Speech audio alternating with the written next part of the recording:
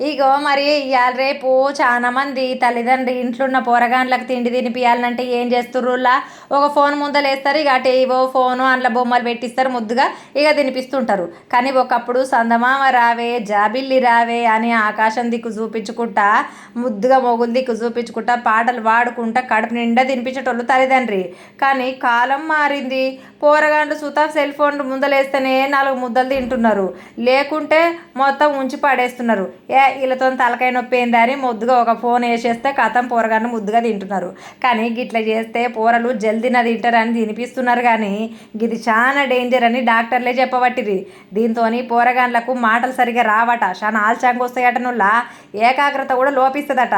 మళ్ళీ తల్లిదండ్రులతోని మంచిగా కలిసిపోయి ఉండు, కడుపు నిండా మాట్లాడు, ఒక మంచి అనుబంధం అనేది మొత్తం తగ్గిపోతుందని అంటున్నారు. అందు గురించే తినిపిస్తప్పుడు ఈ మొబైళ్ళు, ఫోన్లు, టీవీలలో బొమ్మలు పెట్టుడు ఇవన్నీ చేయకుండా అని డాక్టర్లు కుద్దుగా చెప్తున్నారు.